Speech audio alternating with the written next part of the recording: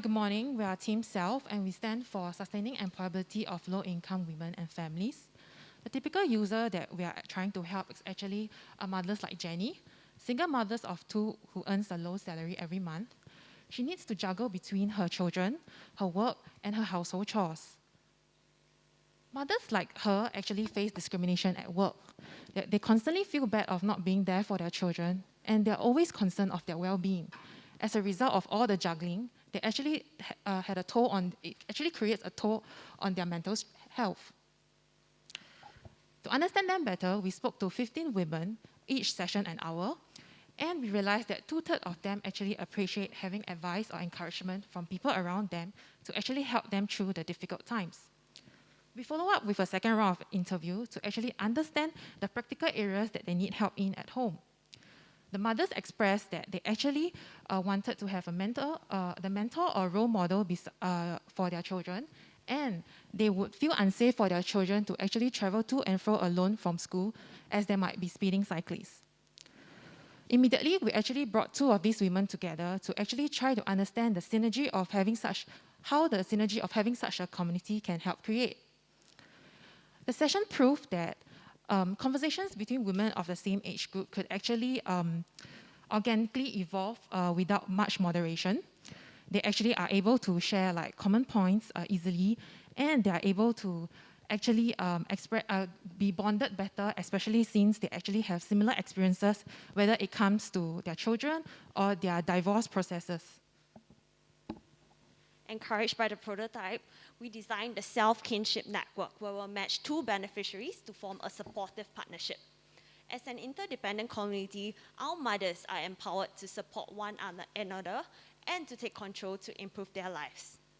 Our tech-enabled services will allow us to serve our beneficiaries in 4 ways. First, run errands for our mothers. Second, to fetch their children from school. Third, having a big brother or sister, positive role model for children aged 9 to 12. And finally, this community acts as a platform for our mothers to share knowledge and exchange life experiences. Our secure application process will enable us to build credibility and trust. Our matchmaking services will be based on 3 key criteria: age of mothers, age of children, and the proximity where they live. And finally, we'll train youth volunteers so that they can act as peer helpers to provide emotional support and a listening ear to our children. Existing child caring services today are one-sided. What sets us apart is our comprehensive two-sided services for both mothers and children. We are here to help mothers thrive. To attract more users, we'll adopt both online and offline strategies. Primarily, we will rely on word of mouth as we are building a trusted network. To date, we have amassed 24 partner organizations, 25 beneficiaries, and had 40 volunteers. With this traction, we are committed to building a 100 women-strong community with 50 connections being made and 66% of whom sought kinship support by Project Midpoint. By endpoint, we hope to reach out to 400 women. To make this happen, our ask is 50K in funding to build our technology, train volunteers, and engage beneficiaries. This funding during the YAC period will allow us to build our community base and credibility. Thereafter, we'll look for ways to sustain our enterprises. In stage 3, corporate partners will be engaged. And in stage 4, these partners will then be able to employ our beneficiaries to meet their employment needs. With a successful pilot with our first target group, the low-income single mothers, we'll then scale our impact to reach out to other beneficiaries, such as the low-income mothers and single mothers more generally. This is our product offering. In stage 3, we'll engage corporate partners of different sizes. And in stage 4, these partners will be able to meet their employment needs. Our beneficiaries will be reskilled to the changing job market. Ultimately, our impact goal is to enable low-income women to achieve full and productive employment so that they can live to the best of their abilities. In the longer run, we expect that the reduced inequalities will reduce the financial burden on the state. Our YAC team is able to drive our project to success. We have over a decade of experience in education, tech, and volunteering. And not to mention, the whole Self team has diverse skill sets from holding managerial roles to being entrepreneurs themselves. We envision a society where our low-income mothers become active contributors to the economy. As our mothers thrive, they nurture the children of today, economic pillars of tomorrow. Together, we can build a society rooted in strong family foundation, leading to prosperity for all.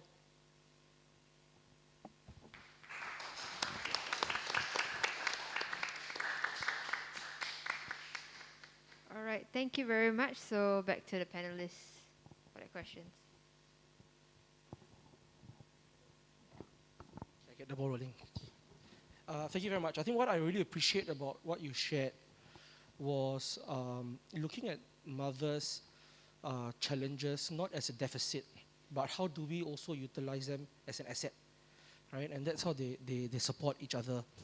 One of my concerns were, while we provide the social, the emotional support, building their knowledge and awareness, one of the key challenges typically in this situation is it seems to be masked by caregiving issues. How does your team plan to support it also? Is it like not in your view or something that is also in your pipeline? By caregiving, do you mean like child minding? Child minding. Yeah, actually, this is a very sensitive word towards them when we spoke to them, because each of them actually have different values in bringing up their children. So I think we understand this problem, so that's why we look around the other areas where we can fill in the gaps. So that's why I mentioned earlier things like errands and other ways that support their children. So we don't eliminate child minding, but we don't want to just focus on this as a sole solution. We want it to be a holistic approach, because we understand their concern, of having childminders, because they're actually pretty guarded group of women. We need to build their trust. So yeah, we are looking at a holistic approach.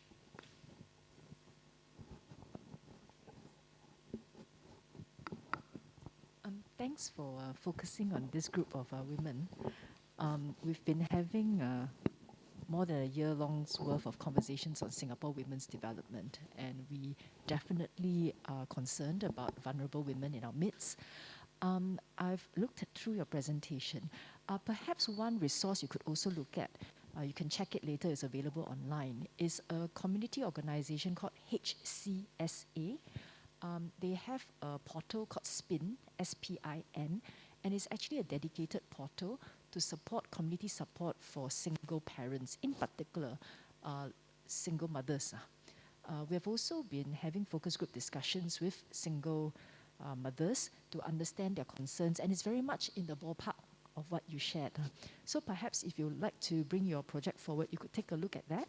But what I would like to share, and I know you've done some interviews with some of these mothers, I think the key areas that they bring up are childminding, employment, housing, and also they also want to be able to embark on some training for themselves. The question is, obviously, as a single parent, it doesn't matter whether you're a single mother or a single father. The fact of the matter is you have one less pair of hands around the house to help mind your child. So I think that's the crux of the issue, where they are a bit torn because there are so many responsibilities they need to undertake. And sometimes because of that, it limits the choices they have at employment. But yet at the same time, they definitely have high aspirations for their children. So I think you are right to focus on this group of vulnerable women. There is actually quite a fair bit of community support as well as government resources that are out there, but each case can be quite unique, and the question is about how to best make those resources to them. I also noticed that you have some partners, which you indicated, CDAC, Daughters of Tomorrow. So when you have time, you can take a look also at HCSA, and MSF is very interested in this space. Thank you very much.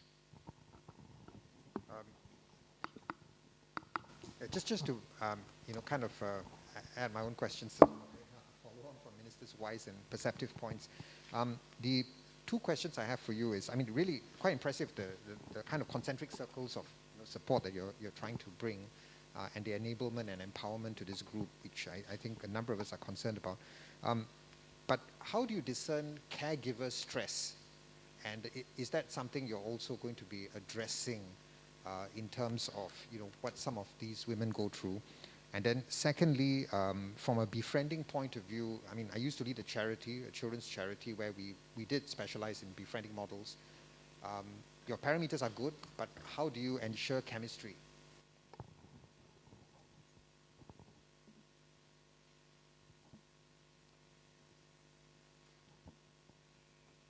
So you mentioned about the stress, right? How do we measure that, right? Is that on your radar? And in terms of anything that you're trying to do? Okay, I think these women, they are actually, we can actually reach out to them more by physical interactions. So like we cannot use like cold data to actually access like their level of stress. I think it's through speaking with them, that's for sure. And I think that's the reason why we quite insistent on having an interdependent community where we look out for each other. So whether they have like stress signs, and I think a lot of them actually when the team of volunteers spoken to like the group of ladies, they actually mentioned that a common trait is having panic attacks. Yeah, so like even though I did mention that we spoke to them for an hour each, but actually most of the conversations go up to 2-3 hours because they really need a listening ear. And sometimes, the volunteers, I would say the befrienders, sometimes they do not call back to them and they feel the disappointment. So that's why I think everything goes back to why we want to become an interdependent community. Yes, that's very good. Basically, I'm trying to ascertain if there's a feedback loop in case, for instance, a caregiver stress issue becomes a mental health issue. All right, I think that's about time. So thank you very much, Team Self, for your amazing presentation.